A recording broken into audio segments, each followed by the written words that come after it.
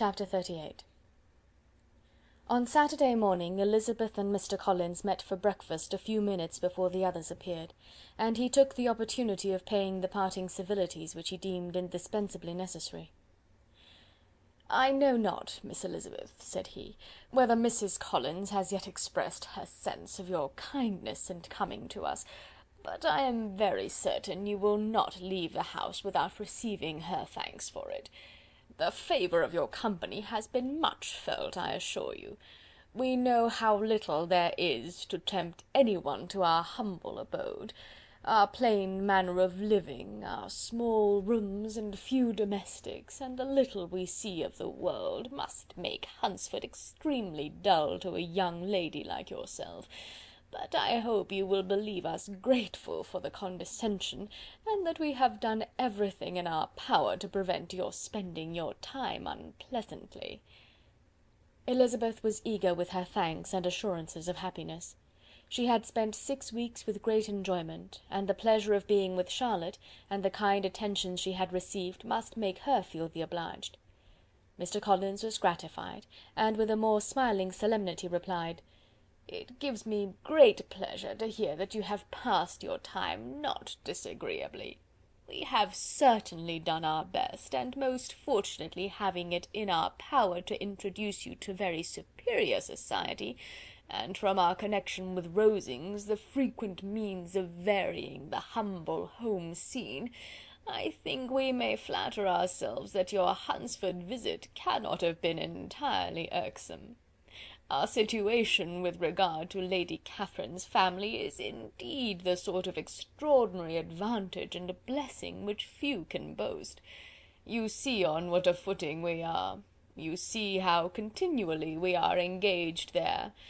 In truth, I must acknowledge that, with all the disadvantages of this humble parsonage, I should not think any one abiding in it an object of compassion, while they are the sharers of our intimacy at Rosings." Words were insufficient for the elevation of his feelings, and he was obliged to walk about the room, while Elizabeth tried to unite civility and truth in a few short sentences. "You may, in fact, carry a very favourable report of us into Hertfordshire, my dear cousin. I flatter myself, at least, that you will be able to do so. Lady Catherine's great attentions to Mrs. Collins have been a daily witness of, and altogether, I trust, it does not appear that your friend has drawn an unfortunate... but on this point it will be as well to be silent. Only let me assure you, my dear Miss Elizabeth, that I can from my heart most cordially wish you equal felicity in marriage. My dear Charlotte and I have but one mind and one way of thinking. There is in everything a most remarkable resemblance of character and ideas between us. We seem to have been designed for each other." Elizabeth could safely say that it was a great happiness where that was the case, and with equal sincerity could add, that she firmly believed and rejoiced in his domestic comforts. She was not sorry, however, to have the recital of them interrupted by the lady from whom they sprang. Poor Charlotte! It was melancholy to leave her to such society, but she had chosen it with her eyes open, and though evidently regretting that her visitors were to go, she did not seem to ask for compassion. Her home and her housekeeping, her parish and her poultry, and all their dependent concerns, had not yet lost their charms. At length the chaise arrived, the trunks were fastened on, the parcels placed within, and it was pronounced to be ready. After an affectionate parting between the friends, Elizabeth was attended to the carriage by Mr. Collins, and as they walked down the garden he was commissioning her with his best respects to all her family, not forgetting his thanks for the kindness he had received at Longbourn in the winter, and his compliments to Mr. and Mrs. Gardiner, though unknown. He then handed her in, Maria followed, and the door was on the point of being closed, when he suddenly reminded them, with some consternation, that they had hitherto forgotten to leave any message for the ladies at Rosings. "But," he added, "you will of course wish to have your humble respects delivered to them, with your grateful thanks for their kindness to you while you have been here." Elizabeth made no objection, the door was then allowed to be shut, and the carriage drove off. "Good gracious!" cried Maria, after a few minutes' silence, It seems but a day or two since we first came, and yet how many things have happened!" "A great many indeed," said her companion with a sigh. "We have dined 9 times at Rosings, besides drinking tea there twice. How much I shall have to tell!" Elizabeth added privately, "and how much I shall have to conceal." Their journey was performed without much conversation or any alarm, and within 4 hours of their leaving Hunsford they reached Mr. Gardiner's house, where they were to remain a few days. Jane looked well, and Elizabeth had little opportunity of studying her spirits amidst the various engagements which the kindness of her aunt had reserved for them. But Jane was to go home with her, and at Longbourn there would be leisure enough for observation. It was not without an effort, meanwhile, that she could wait even for Longbourn before she told her sister of Mr. Darcy's proposals.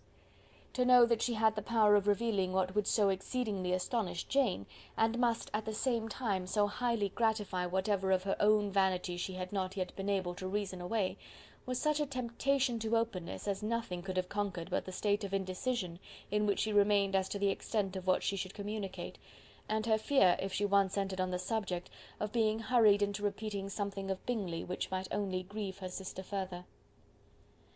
Chapter 39.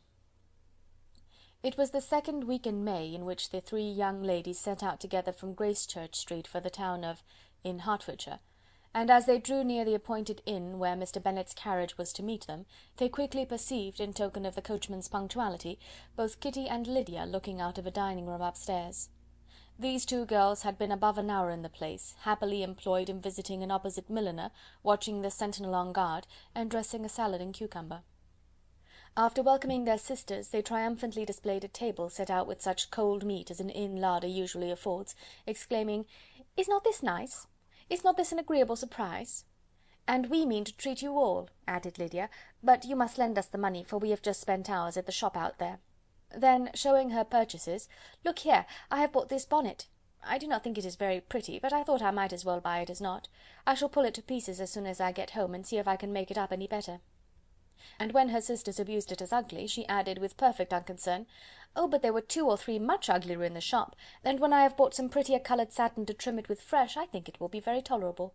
Besides, it will not much signify what one wears this summer, after the Shire have left Meryton, and they are going in a fortnight." "Are they indeed?" cried Elizabeth, with the greatest satisfaction. "They are going to be encamped near Brighton, and I do so want papa to take us all there for the summer. It would be such a delicious scheme, and I dare say would hardly cost anything at all. Mamma would like to go too, of all things. Only think what a miserable summer else we shall have." Yes, thought Elizabeth, that would be a delightful scheme indeed, and completely do for us at once. Good heaven! Brighton and a whole campful of soldiers to us, who have been overset already by one poor regiment of militia and the monthly balls of Meryton. "Now I have got some news for you," said Lydia, as they sat down at table. "What do you think? It is excellent news, capital news, and about a certain person we all like." Jane and Elizabeth looked at each other, and the waiter was told he need not stay. Lydia laughed and said, "Ay, that is just like your formality and discretion. You thought the waiter must not hear, as if he cared. I dare say he often hears worse things said than I am going to say, but he is an ugly fellow. I am glad he is gone. I never saw such a long chin in my life. Well, but now for my news. It is about dear Wickham, too good for the waiter, is it not? There is no danger of Wickham's marrying Mary King. That's for you. She is gone down to her uncle at Liverpool, gone to stay. Wickham is safe." "And Mary King is safe," added Elizabeth, "safe from a connection imprudent as to fortune." "She is a great fool for going away if she liked him." "But I hope there is no strong attachment on either side," said Jane. "I'm sure there is not on his. I will answer for it, he never cared 3 straws about her. Who could about such a nasty little freckled thing?" Elizabeth was shocked to think that, however incapable of such coarseness of expression herself, the coarseness of the sentiment was little other than her own breast had harboured and fancied liberal. As soon as all had ate and the elder ones paid, the carriage was ordered, and after some contrivance, the whole party, with all their boxes, work-bags and parcels, and the unwelcome addition of Kitty's and Lydia's purchases, were seated in it. "How nicely we are all crammed in," cried Lydia.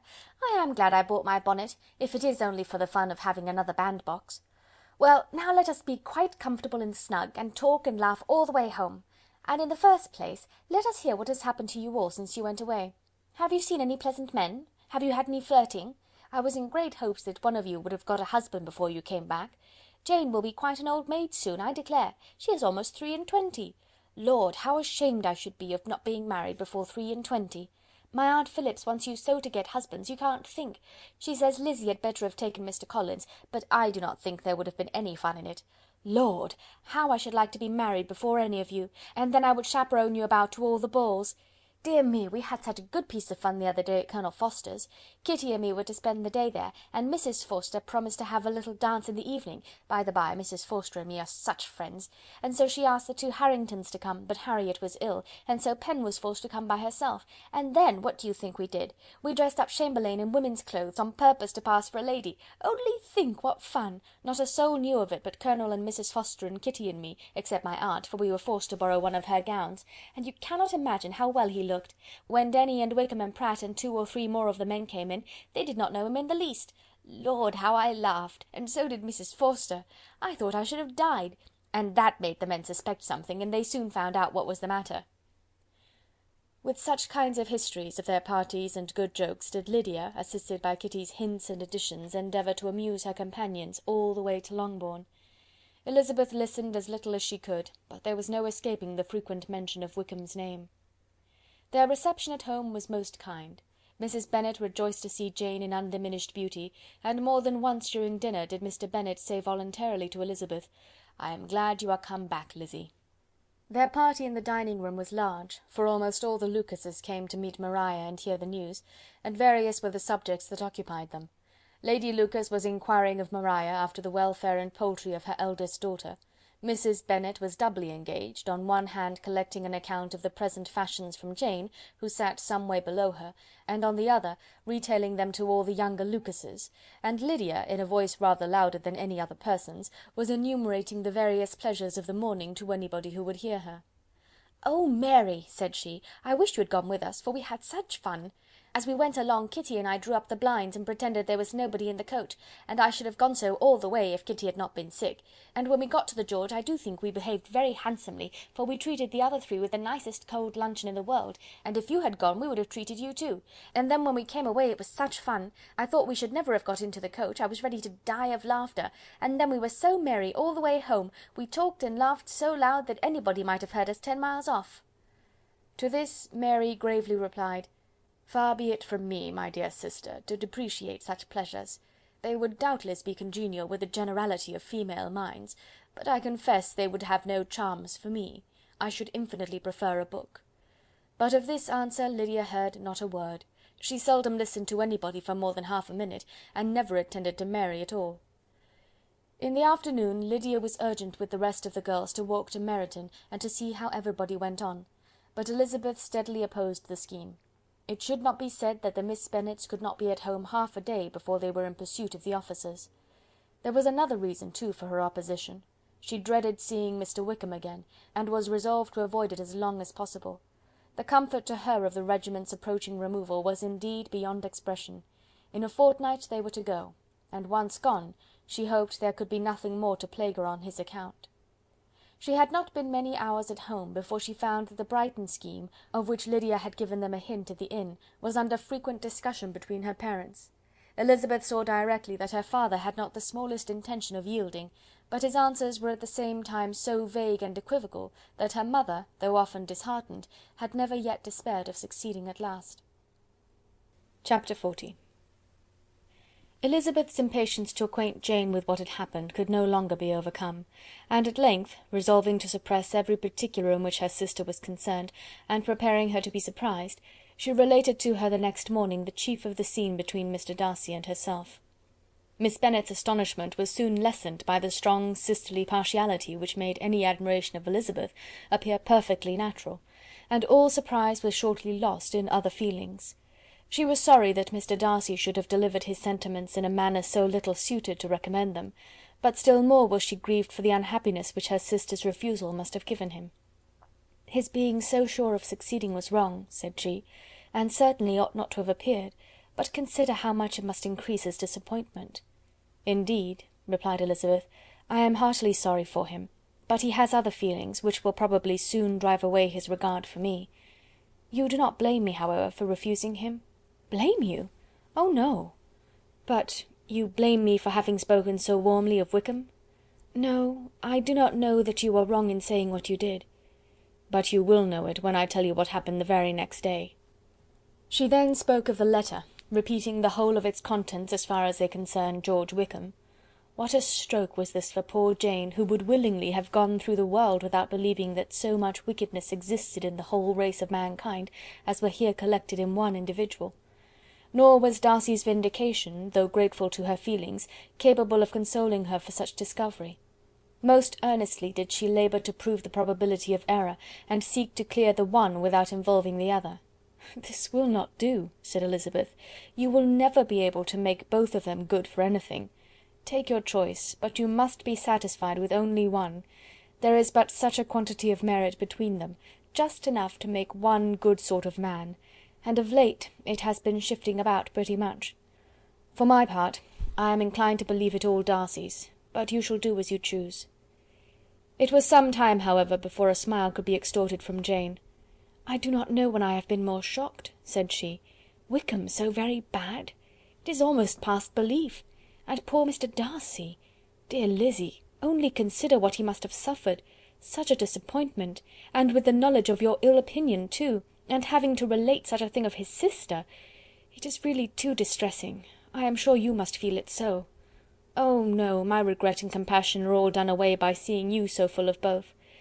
I know you will do him such ample justice, that I am growing every moment more unconcerned and indifferent. Your profusion makes me saving, and if you lament over him much longer, my heart will be as light as a feather." "Poor Wickham! There is such an expression of goodness in his countenance, such an openness and gentleness in his manner." "There certainly was some great mismanagement in the education of those two young men. One has got all the goodness, and the other all the appearance of it." "I never thought Mr. Darcy so deficient in the appearance of it as you used to do." "And yet I meant to be uncommonly clever in taking so decided a dislike to him without any reason. It is such a spur to one's genius, such an opening for wit, to have a dislike of that kind. One may be continually abusive without saying anything just, but one cannot always be laughing at a man without now and then stumbling on something witty. Lizzy, when you first read that letter, I am sure you could not treat the matter as you do now." "Indeed I could not. I was uncomfortable enough, I may say unhappy, and with no one to speak to about what I felt, no Jane to comfort me and say that I had not been so very weak and vain and nonsensical as I knew I had. Oh, how I wanted you! How unfortunate that you should have used such very strong expressions in speaking of Wickham to Mr. Darcy, for now they do appear wholly undeserved." "Certainly, but the misfortune of speaking with bitterness is a most natural consequence of the prejudices I have been encouraging. There is one point on which I want your advice. I want to be told whether I ought or ought not to make our acquaintances in general understand Wickham's character." Miss Bennet paused a little, and then replied, "Surely there can be no occasion for exposing him so dreadfully. What is your opinion?" "That it ought not to be attempted.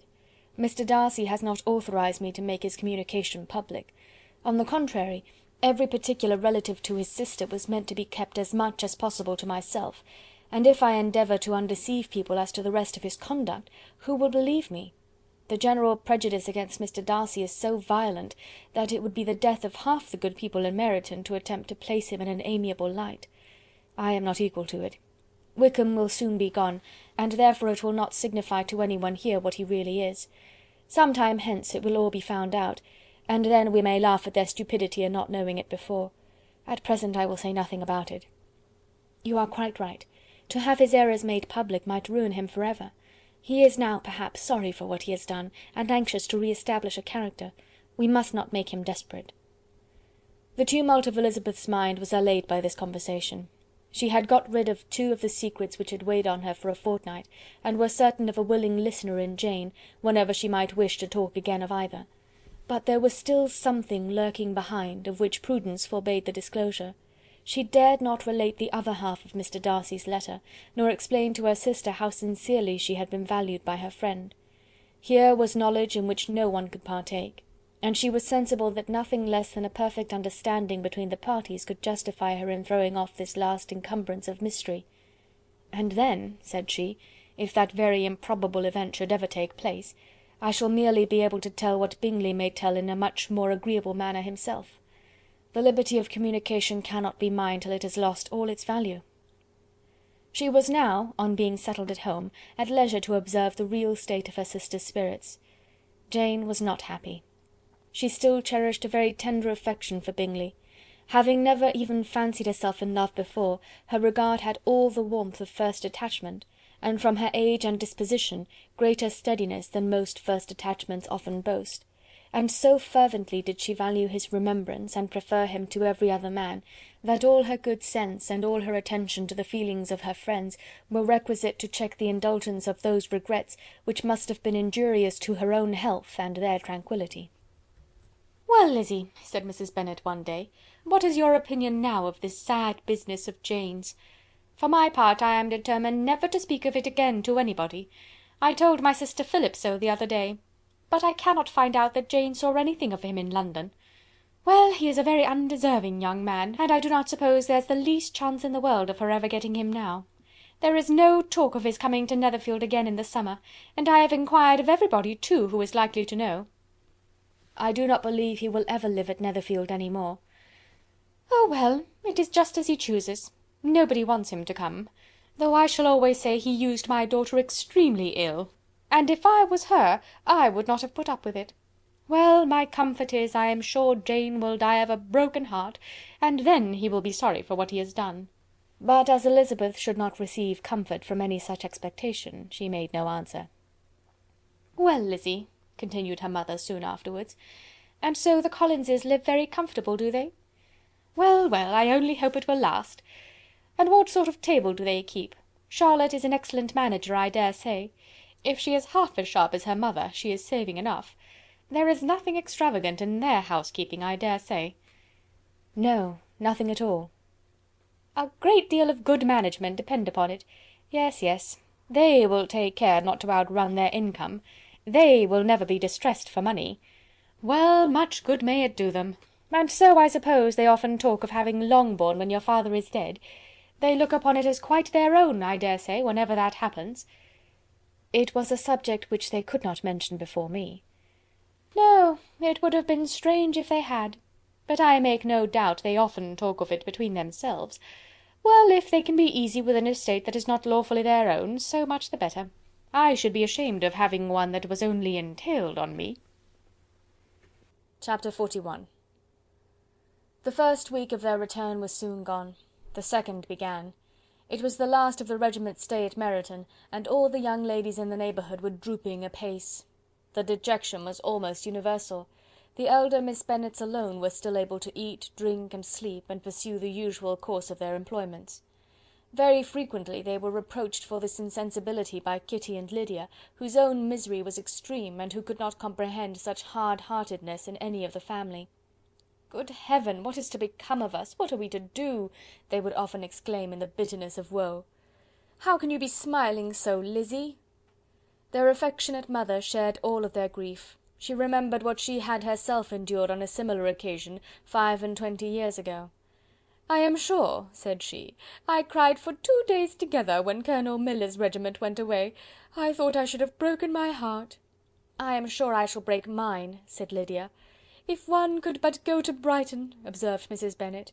"Oh yes, if one could but go to Brighton, but papa is so disagreeable. A little sea bathing would set me up for ever." "And my Aunt Phillips is sure it would do me a great deal of good," added Kitty. Such were the kind of lamentations resounding perpetually through Longbourn House. Elizabeth tried to be diverted by them, but all sense of pleasure was lost in shame. She felt and knew the justice of Mr. Darcy's objections, and never had she been so much disposed to pardon his interference in the views of his friend. But the gloom of Lydia's prospect was shortly cleared away, for she received an invitation from Mrs. Forster, the wife of the colonel of the regiment, to accompany her to Brighton. This invaluable friend was a very young woman, and very lately married. A resemblance in good humour and good spirits had recommended her and Lydia to each other, and out of their 3 months' acquaintance they had been intimate too. The rapture of Lydia on this occasion, her adoration of Mrs. Forster, the delight of Mrs. Bennet, and the mortification of Kitty, are scarcely to be described. Wholly inattentive to her sister's feelings, Lydia flew about the house in restless ecstasy, calling for everyone's congratulations, and laughing and talking with more violence than ever, whilst the luckless Kitty continued in the parlour, repined at her fate in terms as unreasonable as her accent was peevish. "I cannot see why Mrs. Forster should not ask me as well as Lydia," said she, "though I am not her particular friend. I have just as much right to be asked as she has, and more too, for I am 2 years older." In vain did Elizabeth attempt to make her reasonable, and Jane to make her resigned. As for Elizabeth herself, this invitation was so far from exciting in her the same feelings as in her mother and Lydia, that she considered it as the death warrant of all possibility of common sense for the latter; and detestable as such a step must make her if it were known, she could not help secretly advising her father not to let her go.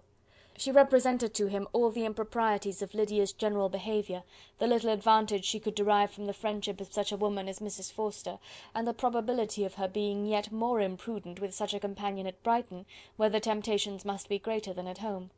He heard her attentively, and then said: "Lydia will never be easy until she has exposed herself in some public place or other, and we can never expect her to do it with so little expense or inconvenience to her family as under the present circumstances." "If you were aware," said Elizabeth, "of the very great disadvantage to us all which must arise from the public notice of Lydia's unguarded and imprudent manner, nay, which has already arisen from it, I am sure you would judge differently in the affair." "Already arisen?" repeated Mr. Bennet. "What, has she frightened away some of your lovers? Poor little Lizzy! But do not be cast down. Such squeamish youths as cannot bear to be connected with a little absurdity are not worth a regret. Come, let me see the list of pitiful fellows who have been kept aloof by Lydia's folly." "Indeed you are mistaken. I have no such injuries to resent. It is not of particular, but of general evils, which I am now complaining. Our importance, our respectability in the world, must be affected by the wild volatility, the assurance and disdain of all restraint which mark Lydia's character. Excuse me, for I must speak plainly. If you, my dear father, will not take the trouble of checking her exuberant spirits, and of teaching her that her present pursuits are not to be the business of her life, she will soon be beyond the reach of amendment. Her character will be fixed, and she will, at 16, be the most determined flirt that ever made herself or her family ridiculous. A flirt, too, in the worst and meanest degree of flirtation, without any attraction beyond youth and a tolerable person, and from the ignorance and emptiness of her mind, wholly unable to ward off any portion of that universal contempt which her rage for admiration will excite. In this danger Kitty also is comprehended. She will follow wherever Lydia leads. Vain, ignorant, idle, and absolutely uncontrolled. Oh, my dear father, can you suppose it possible that they will not be censured and despised wherever they are known, and that their sisters will not be often involved in the disgrace?" Mr. Bennet saw that her whole heart was in the subject, and affectionately taking her hand, said in reply: "Do not make yourself uneasy, my love. Wherever you and Jane are known, you must be respected and valued, and you will not appear to less advantage for having a couple of, or I may say 3, very silly sisters. We shall have no peace at Longbourn if Lydia does not go to Brighton. Let her go then. Colonel Forster is a sensible man, and will keep her out of any real mischief. And she is luckily too poor to be an object of prey to anybody. At Brighton she will be of less importance even as a common flirt than she has been here. The officers will find women better worth their notice. Let us hope, therefore, that her being there may teach her her own insignificance. At any rate, she cannot grow many degrees worse without authorizing us to lock her up for the rest of her life." With this answer Elizabeth was forced to be content, but her own opinion continued the same, and she left him disappointed and sorry. It was not in her nature, however, to increase her vexations by dwelling on them. She was confident of having performed her duty, and to fret over unavoidable evils, or augment them by anxiety, was no part of her disposition. Had Lydia and her mother known the substance of her conference with her father, their indignation would hardly have found expression in their united volubility. In Lydia's imagination a visit to Brighton comprised every possibility of earthly happiness. She saw, with the creative eye of fancy, the streets of that gay bathing place covered with officers. She saw herself the object of attention to tens and to scores of them at present unknown.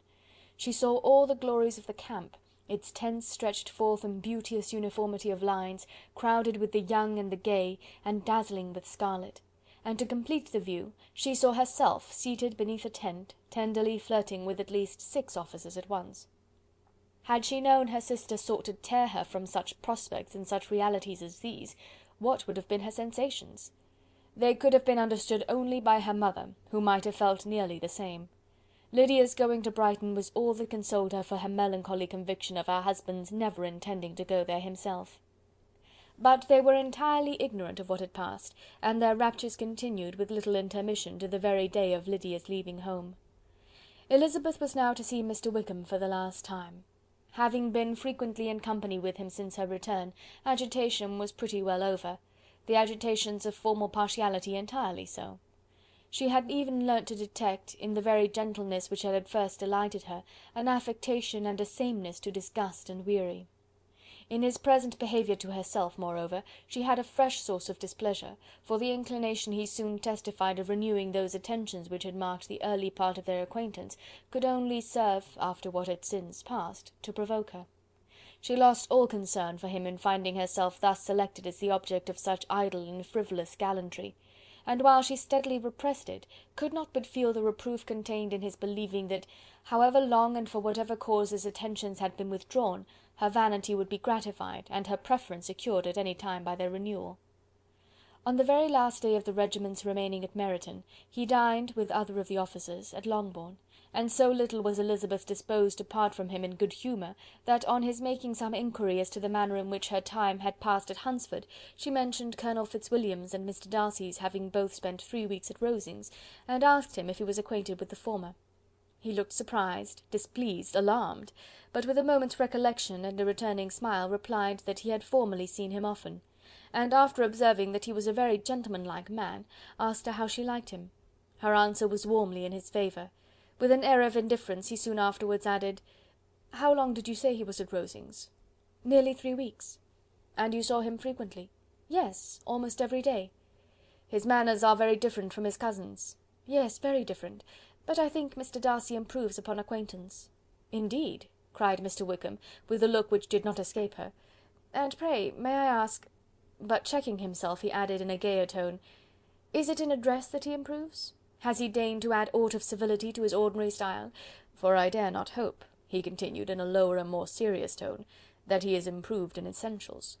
"Oh no," said Elizabeth, "in essentials, I believe, he is very much what he ever was." While she spoke, Wickham looked as if scarcely knowing whether to rejoice over her words, or to distrust their meaning. There was a something in her countenance which made him listen with an apprehensive and anxious attention, while she added, "When I said that he improved on acquaintance, I did not mean that his mind or his manners were in a state of improvement, but that, from knowing him better, his disposition was better understood." Wickham's alarm now appeared in a heightened complexion and agitated look. For a few minutes he was silent, till, shaking off his embarrassment, he turned to her again, and said in the gentlest of accents, "You, who so well know my feelings towards Mr. Darcy, will readily comprehend how sincerely I must rejoice that he is wise enough to assume even the appearance of what is right. His pride in that direction may be of service, if not to himself, to many others, for it must only deter him from such foul misconduct as I have suffered by. I only fear that the sort of cautiousness to which you, I imagine, have been alluding, is merely adopted on his visits to his aunt, of whose good opinion and judgment he stands much in awe. His fear of her has always operated, I know, when they were together, and a good deal is to be imputed to his wish of forwarding the match with Miss de Bourgh, which I am certain he has very much at heart." Elizabeth could not repress a smile at this, but she answered only by a slight inclination of the head.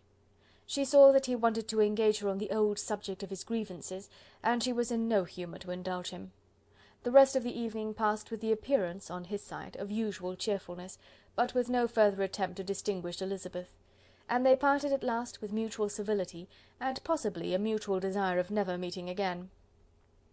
When the party broke up, Lydia returned with Mrs. Forster to Meryton, from whence they were to set out early the next morning. The separation between her and her family was rather noisy than pathetic. Kitty was the only one who shed tears, but she did weep from vexation and envy.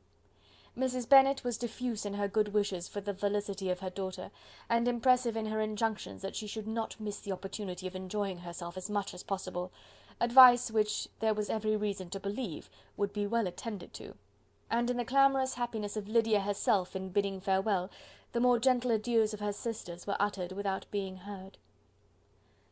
Chapter 42. Had Elizabeth's opinion been all drawn from her own family, she could not have formed a very pleasing opinion of conjugal felicity or domestic comfort. Her father, captivated by youth and beauty, and that appearance of good humour which youth and beauty generally give, had married a woman whose weak understanding and illiberal mind had very early in their marriage put an end to all real affection for her. Respect, esteem, and confidence had vanished for ever, and all his views of domestic happiness were overthrown. But Mr. Bennet was not of a disposition to seek comfort for the disappointment which his own imprudence had brought on, in any of those pleasures which too often console the unfortunate for their folly or their vice. He was fond of the country and of books, and from these tastes had arisen his principal enjoyments. To his wife he was very little otherwise indebted than as her ignorance and folly had contributed to his amusement. This is not the sort of happiness which a man would in general wish to owe to his wife, but where other powers of entertainment are wanting, the true philosopher will derive benefit from such as are given. Elizabeth, however, had never been blind to the impropriety of her father's behaviour as a husband. She had always seen it with pain, but respecting his abilities, and grateful for his affectionate treatment of herself, she endeavoured to forget what she could not overlook, and to banish from her thoughts that continual breach of conjugal obligation and decorum which, in exposing his wife to the contempt of her own children, was so highly reprehensible. But she had never felt so strongly as now the disadvantages which must attend the children of so unsuitable a marriage, nor ever been so fully aware of the evils arising from so ill-judged a direction of talents, which, rightly used, might at least have preserved the respectability of his daughters, even if incapable of enlarging the mind of his wife. When Elizabeth had rejoiced over Wickham's departure, she found little other cause for satisfaction in the loss of the regiment. Their parties abroad were less varied than before, and at home she had a mother and sister whose constant repinings at the dullness of everything around them threw a real gloom over their domestic circle. And though Kitty might in time regain her natural degree of sense, since the disturbers of her brain were removed, her other sister, from whose disposition greater evil might be apprehended, was likely to be hardened in all her folly and assurance by a situation of such double danger as a watering-place and a camp. Upon the whole, therefore, she found what has been sometimes found before, that an event to which she had been looking with impatient desire did not, in taking place, bring all the satisfaction she had promised herself. It was consequently necessary to name some other period for the commencement of actual felicity, to have some other point on which her wishes and hopes might be fixed, and by again enjoying the pleasure of anticipation, console herself for the present, and prepare for another disappointment. Her tour to the Lakes was now the object of her happiest thoughts. It was her best consolation for all the uncomfortable hours which the discontentedness of her mother and Kitty made inevitable, and could she have included Jane in the scheme, every part of it would have been perfect. But it is fortunate, thought she, that I have something to wish for. Were the whole arrangement complete, my disappointment would be certain, but here, by carrying with me one ceaseless source of regret in my sister's absence, I may reasonably hope to have all my expectations of pleasure realized. A scheme of which every part promises delight can never be successful, and general disappointment is only warded off by the defence of some little peculiar vexation. When Lydia went away, she promised to write very often, and very minutely, to her mother and Kitty, but her letters were always long expected, and always very short.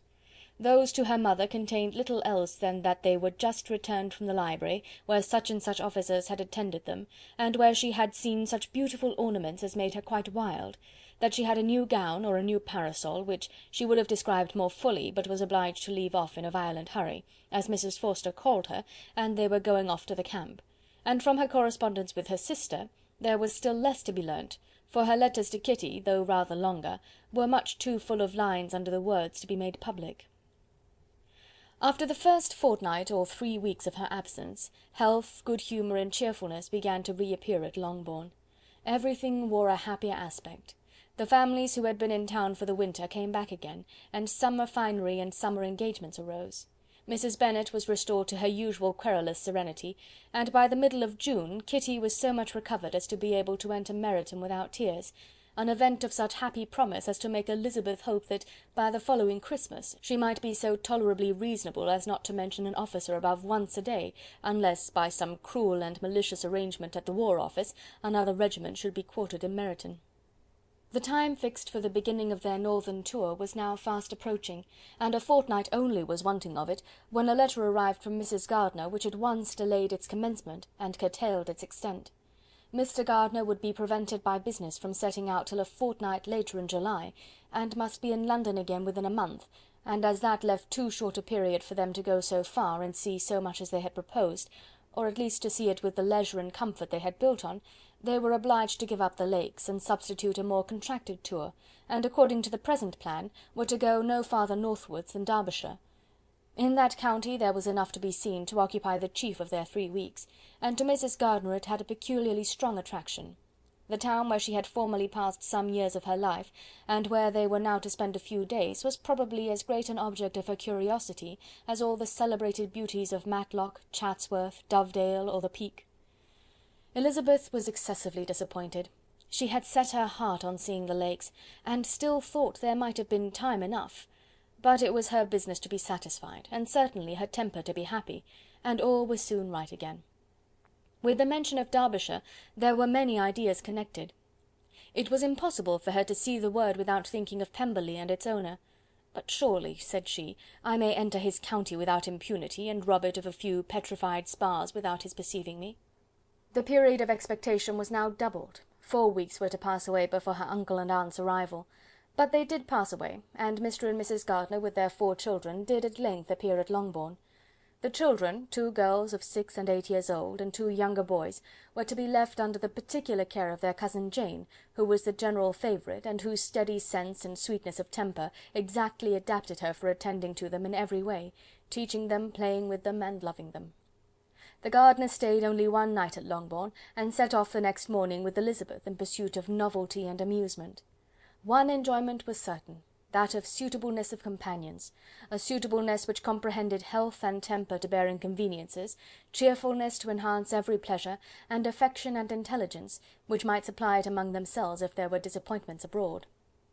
It is not the object of this work to give a description of Derbyshire, nor of any of the remarkable places through which their route thither lay. Oxford, Blenheim, Warwick, Kenilworth, Birmingham, etc., are sufficiently known. A small part of Derbyshire is all the present concern. To the little town of Lambton, the scene of Mrs. Gardiner's former residence, and where she had lately learned some acquaintance still remained, they bent their steps, after having seen all the principal wonders of the country, and within 5 miles of Lambton, Elizabeth found from her aunt that Pemberley was situated. It was not in their direct road, nor more than a mile or 2 out of it. In talking over their route the evening before, Mrs. Gardiner expressed an inclination to see the place again. Mr. Gardiner declared his willingness, and Elizabeth was applied to for her approbation. "My love, should you not like to see a place of which you have heard so much?" said her aunt. "A place, too, with which so many of your acquaintances are connected. Wickham passed all his youth there, you know." Elizabeth was distressed. She felt that she had no business at Pemberley, and was obliged to assume a disinclination for seeing it.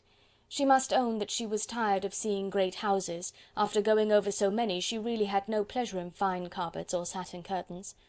Mrs. Gardiner abused her stupidity. "If it were merely a fine house, richly furnished," said she, "I should not care about it myself, but the grounds are delightful. They have some of the finest woods in the country." Elizabeth said no more, but her mind could not acquiesce. The possibility of meeting Mr. Darcy while viewing the place instantly occurred. It would be dreadful. She blushed at the very idea, and thought it would be better to speak openly to her aunt than to run such a risk. But against this there were objections, and she finally resolved that it could be the last resource if her private inquiries to the absence of the family were unfavourably answered.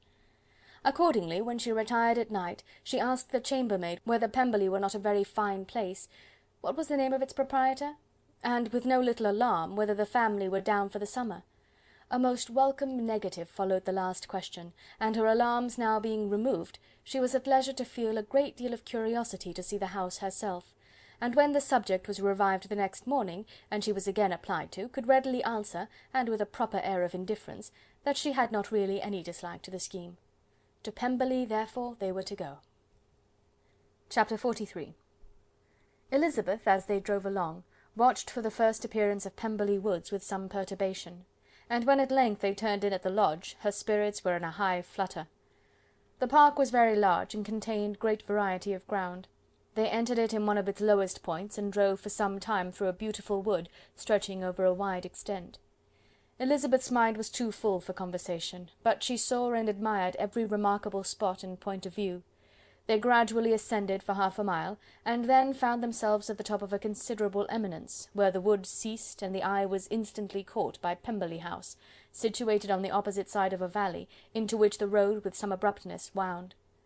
It was a large, handsome stone building, standing well on rising ground, and backed by a ridge of high woody hills, and in front a stream of some natural importance was swelled into greater, but without any artificial appearance.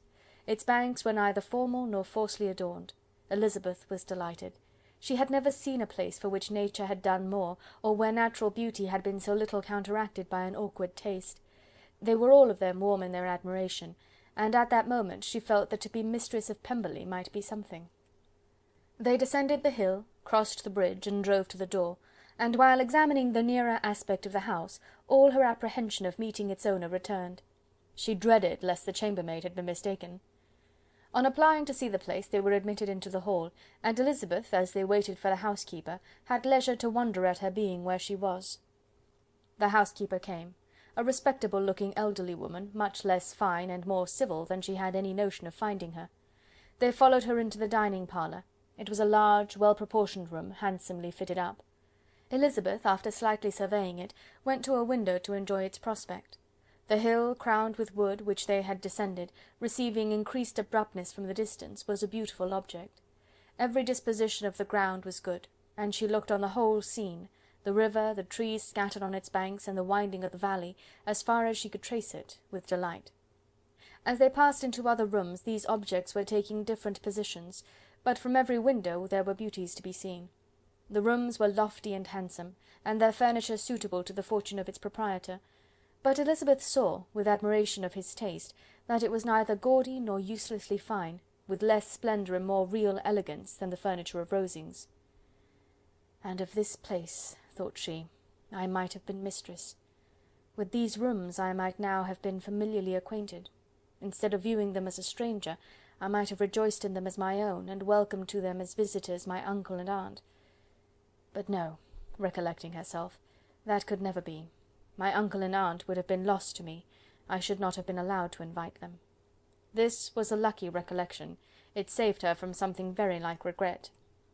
She longed to inquire of the housekeeper whether her master was really absent, but had not the courage for it. At length, however, the question was asked by her uncle, and she turned away with alarm, while Mrs. Reynolds replied that he was, adding, "But we expect him to-morrow, with a large party of friends." How rejoiced was Elizabeth that their own journey had not by any circumstance been delayed a day! Her aunt now called her to look at a picture. She approached and saw the likeness of Mr. Wickham, suspended amongst several other miniatures, over the mantelpiece. Her aunt asked her smilingly how she liked it. The housekeeper came forward and told them it was a picture of a young gentleman, the son of her late master's steward, who had been brought up by him at his own expense. "He is now gone into the army," she added, "but I am afraid he has turned out very wild." Mrs. Gardiner looked at her niece with a smile, but Elizabeth could not return it. "And that," said Mrs. Reynolds, pointing to another of the miniatures, "is my master, and very like him. It was drawn at the same time as the other, about 8 years ago." "I have heard much of your master's fine person," said Mrs. Gardiner, looking at the picture. "It is a handsome face. But, Lizzy, you can tell us whether it is like or not." Mrs. Reynolds' respect for Elizabeth seemed to increase on this intimation of her knowing her master. "Does that young lady know Mr. Darcy?" Elizabeth coloured, and said, "A little." "And do not you think him a very handsome gentleman, ma'am?" "Yes, very handsome." "I am sure I know none so handsome. But in the gallery upstairs you will see a finer, larger picture of him than this. This room was my late master's favourite room, and these miniatures are just as they used to be then. He was very fond of them." This accounted to Elizabeth for Mr. Wickham's being among them. Mrs. Reynolds then directed their attention to one of Miss Darcy, drawn when she was only 8 years old. "And is Miss Darcy as handsome as her brother?" said Mrs. Gardiner. "Oh, yes! The handsomest young lady that ever was seen, and so accomplished. She plays and sings all day long. In the next room is a new instrument just come down for her, a present from my master. She comes here to-morrow with him." Mr. Gardiner, whose manners were very easy and pleasant, encouraged her communicativeness by his questions and remarks. Mrs. Reynolds, either by pride or attachment, had evidently great pleasure in talking of her master and his sister. "Is your master much at Pemberley in the course of the year?" "Not so much as I could wish, sir, but I dare say he may spend half his time here, and Miss Darcy is always down for the summer months." "Except," thought Elizabeth, "when she goes to Ramsgate." "If your master would marry, you might see more of him." "Yes, sir, but I do not know when that will be. I do not know who is good enough for him." Mr. and Mrs. Gardiner smiled. Elizabeth could not help saying, "It is very much to his credit, I am sure, that you should think so." "I say no more than the truth, and everybody will say that knows him," replied the other. Elizabeth thought this was going pretty far, and she listened with increasing astonishment as the housekeeper added, "I have never known a cross word from him in my life, and I have known him ever since he was 4 years old." This was praise, of all others most extraordinary, most opposite to her ideas. That he was not a good-tempered man had been her firmest opinion. Her keenest attention was awakened. She longed to hear more, and was grateful to her uncle for saying, "There are several people of whom so much can be said. You are lucky in having such a master." "Yes, sir, I know I am. If I were to go through the world, I could not meet with a better. But I have always observed that they who are good-natured when children are good-natured when they grow up, and he was always the sweetest-tempered, most generous-hearted boy in the world." Elizabeth almost stared at her. "Can this be Mr. Darcy?" thought she. "His father was an excellent man," said Mrs. Gardiner. "Yes, ma'am, that he was indeed, and his son will be just like him, just as affable to the poor." Elizabeth listened, wondered, doubted, and was impatient for more. Mrs. Reynolds could interest her on no other point. She related the subjects of the pictures, the dimensions of the rooms, and the price of the furniture in vain. Mr. Gardiner, highly amused by the kind of family prejudice to which he attributed her excessive commendation of her master, soon led again to the subject, and she dwelt with energy on his many merits as they proceeded together up the great staircase. "He is the best landlord and the best master," said she, "that ever lived. Not like the wild young men nowadays, who think of nothing but themselves. There is not one of his tenants or servants but will give him a good name. Some people call him proud, but I am sure I never saw anything of it. To my fancy, it is only because he does not rattle away like other young men." "In what an amiable light does this place him," thought Elizabeth. "This fine account of him," whispered her aunt as they walked, "is not quite consistent with his behaviour to our poor friend. Perhaps we might be deceived. That is not very likely, our authority was too good." On reaching the spacious lobby above, they were shown into a very pretty sitting-room, lately fitted up with greater elegance and lightness than the apartments below, and were informed that it was but just done to give pleasure to Miss Darcy, who had taken a liking to the room when last at Pemberley. "He is certainly a good brother," said Elizabeth, as they walked towards one of the windows. Mrs. Reynolds anticipated Miss Darcy's delight when she should enter the room. "And this is always the way with him," she added. "Whatever can give his sister any pleasure is sure to be done in a moment. There is nothing he would not do for her." The picture gallery and 2 or 3 of the principal bedrooms were all that remained to be shown. In the former were many good paintings, but Elizabeth knew nothing of the art, and from such as had already been visible below, she had willingly turned to look at some drawings of Miss Darcy's, in crayons, whose subjects were usually more interesting and also more intelligible. In the gallery there were many family portraits, but they could have little to fix the attention of a stranger. Elizabeth walked in quest of the only face whose features would be known to her. At last it arrested her, and she beheld a striking resemblance to Mr. Darcy, with such a smile over the face as she remembered to have sometimes seen when he looked at her. She stood several minutes before the picture, in earnest contemplation, and returned to it again before they quitted the gallery. Mrs. Reynolds informed them that it had been taken in his father's lifetime. There was certainly at this moment, in Elizabeth's mind, a more gentle sensation towards the original than she had ever felt at the height of their acquaintance. The commendation bestowed on him by Mrs. Reynolds was of no trifling nature. What praise is more valuable than the praise of an intelligent servant? As a brother, a landlord, a master, she considered how many people's happiness were in his guardianship. How much of pleasure or pain was it in his power to bestow? How much of good or evil must be done by him? Every idea that had been brought forward by the housekeeper was favourable to his character, and as she stood before the canvas on which he was represented, and fixed his eyes upon herself, She thought of his regard with a deeper sentiment of gratitude than it had ever raised before. She remembered its warmth, and softened its impropriety of expression.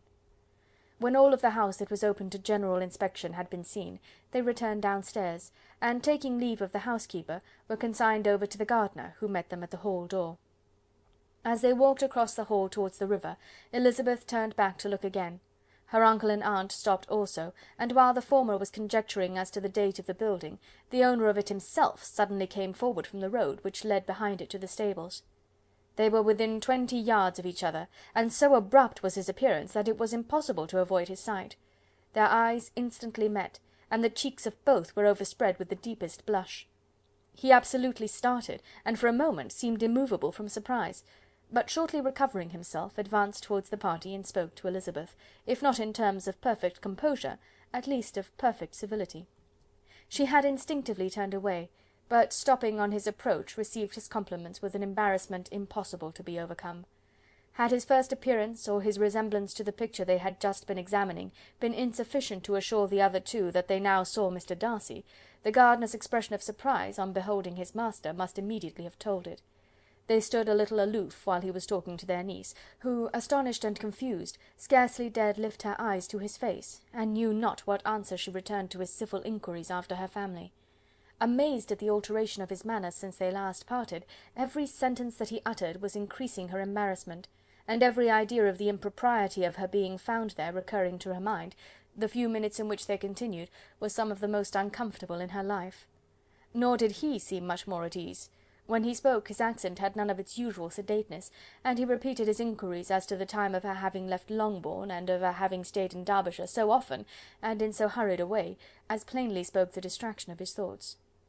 At length every idea seemed to fail him, and after standing a few moments without saying a word, he suddenly recollected himself, and took leave. The others then joined her, and expressed admiration of his figure, but Elizabeth heard not a word, and wholly engrossed by her own feelings, followed them in silence. She was overpowered by shame and vexation. Her coming there was the most unfortunate, the most ill-judged thing in the world. How strange it must appear to him! In what a disgraceful light might it not strike so vain a man! It might seem as if she had purposely thrown herself in his way again. Oh, why did she come? Or why did he thus come a day before he was expected? Had they been only 10 minutes sooner, they could have been beyond the reach of his discrimination, for it was plain that he was that moment arrived, that moment alighted from his horse, or his carriage. She blushed again and again over the perverseness of the meeting, and his behaviour, so strikingly altered, what could it mean? That he should even speak to her was amazing, but to speak with such civility, to inquire after her family, never in her life had she seen his manners so little dignified, never had he spoken with such gentleness as on this unexpected meeting. What a contrast did it offer to his last address in Rosings Park, when he put his letter into her hand! She knew not what to think, or how to account for it. They had now entered a beautiful walk by the side of the water, and every step was bringing forward a nobler fall of ground, or a finer reach of the woods to which they were approaching. But it was some time before Elizabeth was sensible of any of it, and though she answered mechanically to the repeated appeals of her uncle and aunt, and seemed to direct her eyes to such objects as they pointed out, she distinguished no part of the scene. Her thoughts were all fixed on that one spot of Pemberley House, whichever it might be, where Mr. Darcy then was. She longed to know what at the moment was passing in his mind, in what manner he thought of her, and whether, in defiance of everything, she was still dear to him. Perhaps he had been civil only because he felt himself at ease, yet there had been that in his voice which was not like ease.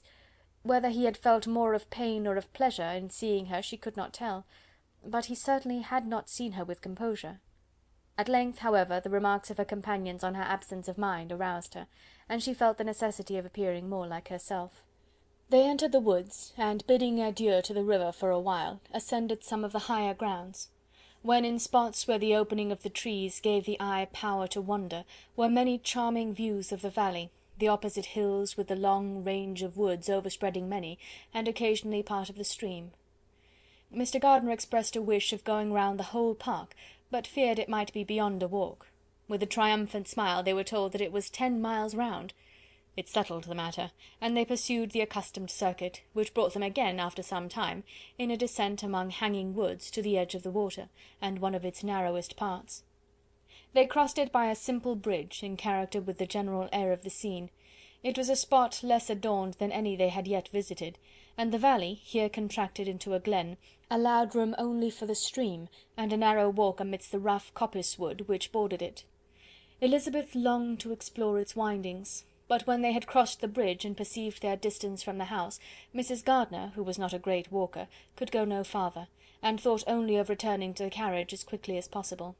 Her niece was, therefore, obliged to submit, and they took their way towards the house on the opposite side of the river, in the nearest direction. But their progress was slow, for Mr. Gardiner, though seldom able to indulge the taste, was very fond of fishing, and was so much engaged in watching the occasional appearance of some trout in the water, and talking to the man about them, that he advanced but little. Whilst wandering on in this slow manner, they were again surprised, and Elizabeth's astonishment was quite equal to what it had been at first, by the sight of Mr. Darcy approaching them, and at no great distance.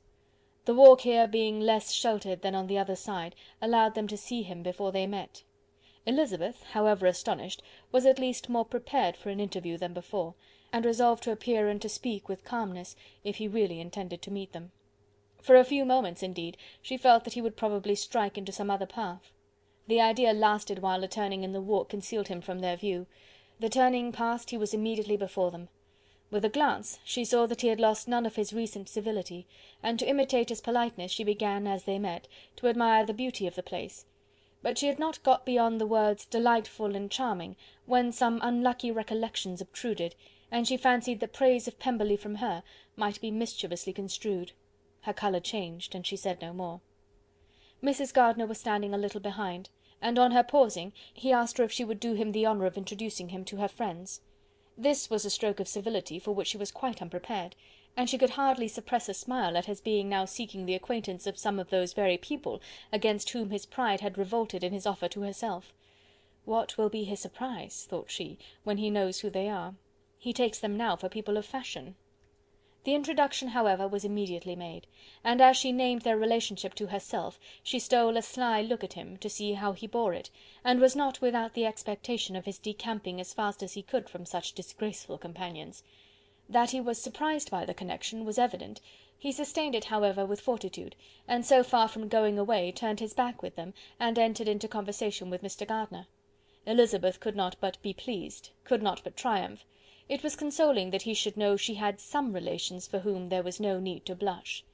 She listened most attentively to all that passed between them, and gloried in every expression, every sentence of her uncle which marked his intelligence, his taste, or his good manners. The conversation soon turned upon fishing, and she heard Mr. Darcy invite him, with the greatest civility, to fish there as often as he chose while he continued in the neighbourhood, offering at the same time to supply him with fishing tackle, and pointing out those parts of the stream where there was usually most sport. Mrs. Gardiner, who was walking arm in arm with Elizabeth, gave her a look of expressive wonder. Elizabeth said nothing, but it gratified her exceedingly. The compliment must be all for herself. The astonishment, however, was extreme, and continually was she repeating, "Why is he so altered? From what can it proceed? It cannot be for me, it cannot be for my sake that his manners are thus softened. My reproofs at Hunsford could not work such a change as this. It is impossible that he should still love me." After walking some time in this way, the two ladies in front, the two gentlemen behind, on resuming their places, after descending to the brink of the river, for the better inspection of some curious water plant, there chanced to be a little alteration. It originated in Mrs. Gardiner, who, fatigued by the exercise of the morning, found Elizabeth's arm inadequate to her support, and consequently preferred her husband's. Mr. Darcy took her place by her niece, and they walked on together. After a short silence, the lady first spoke. She wished him to know that she had been assured of his absence before she came to the place, and accordingly began by observing that his arrival had been very unexpected, "for your housekeeper," she added, "informed us that you would certainly not be here till to-morrow, and indeed, before we left Bakewell, we understood that you were not immediately expected in the country." He acknowledged the truth of it all, and said that business with his steward had occasioned his coming forward a few hours before the rest of the party with whom he had been travelling. "They will join me early to-morrow," he continued, "and among them are some who will claim an acquaintance with you, Mr. Bingley and his sisters." Elizabeth answered only by a slight bow. Her thoughts were instantly driven back to the time when Mr. Bingley's name had been the last mentioned between them, and if she might judge by his complexion, his mind was not very differently engaged. There is also one other person in the party," he continued after a pause, "who more particularly wishes to be known to you. Will you allow me, or do I ask too much, to introduce my sister to your acquaintance during your stay at Lambton?" The surprise of such an application was great indeed. It was too great for her to know in what manner she acceded to it. She immediately felt that whatever desire Miss Darcy might have of being acquainted with her must be the work of her brother, and, without looking farther, it was satisfactory. It was gratifying to know that his resentment had not made him think really ill of her. They now walked on in silence, each of them deep in thought. Elizabeth was not comfortable. That was impossible, but she was flattered and pleased. His wish of introducing his sister to her was a compliment of the highest kind. They soon outstripped the others, and when they had reached the carriage, Mr. and Mrs. Gardiner were half a quarter of a mile behind. He then asked her to walk into the house, but she declared herself not tired, and they stood together on the lawn. At such a time much might have been said, and silence was very awkward. She wanted to talk, but there seemed to be an embargo on every subject.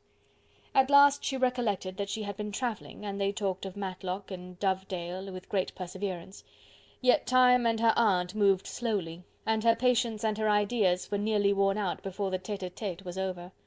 On Mr. and Mrs. Gardiner's coming up, they were all pressed to go into the house and take some refreshment, but this was declined, and they parted on each side with utmost politeness. Mr. Darcy handed the ladies into the carriage, and when it drove off, Elizabeth saw him walking slowly towards the house. The observations of her aunt and uncle now began, and each of them pronounced him to be infinitely superior to anything they had expected. "He is perfectly well behaved, polite, and unassuming," said her uncle. "There is something a little stately in him, to be sure," replied her aunt, "but it is confined to his air, and is not unbecoming. I can now say with his housekeeper, that though some people may call him proud, I have seen nothing of it. I was never more surprised by his behaviour to us. It was more than civil, it was really attentive, and there was no necessity for such attention. His acquaintance with Elizabeth was very trifling." "To be sure, Lizzy," said her aunt, "he is not so handsome as Wickham, or rather, he has not Wickham's countenance, for his features are perfectly good. But how came you to tell me that he was so disagreeable?" Elizabeth excused herself as well as she could, said that she had liked him better when they had met in Kent than before, and that she had never seen him so pleasant as this morning. "But perhaps he may be a little whimsical in his civilities," replied her uncle. "Your great men often are, and therefore I shall not take him at his word, as he might change his mind another day and warn me off his grounds." Elizabeth felt that they had entirely misunderstood his character, but said nothing. "From what we have seen of him," continued Mrs. Gardiner, "I really should not have thought that he could have behaved in so cruel a way by anybody as he has done by poor Wickham. He has not an ill-natured look. On the contrary, there is something pleasing about his mouth when he speaks, and there is something of dignity in his countenance that would not give one an unfavourable idea of his heart. But, to be sure, the good lady who showed us his house did give him a most flaming character. I could hardly help laughing aloud sometimes. But he is a liberal master, I suppose, and that, in the eye of a servant, comprehends every virtue." Elizabeth here felt herself called on to say something in vindication of his behaviour to Wickham, and therefore gave them to understand, in as guarded a manner as she could, that, by what she had heard from his relations in Kent, his actions were capable of a very different construction, and that his character was by no means so faulty, nor Wickham's so amiable, as they had been considered in Hertfordshire. In confirmation of this, she related the particulars of all the pecuniary transactions in which they had been connected, without actually naming her authority, but stating it to be such as might be relied on. Mrs. Gardiner was surprised and concerned, but as they were now approaching the scene of her former pleasures, every idea gave way to the charm of recollection, and she was too much engaged in pointing out to her husband all the interesting spots in its environs to think of anything else. Fatigued as she had been by the morning's walk, they had no sooner dined than she set off again in quest of her former acquaintance, and the evening was spent in the satisfactions of an intercourse renewed after many years' discontinuance. The occurrences of the day were too full of interest to leave Elizabeth much attention for any of these new friends, and she could do nothing but think, and think with wonder, of Mr. Darcy's civility, and above all, of his wishing her to be acquainted with his sister.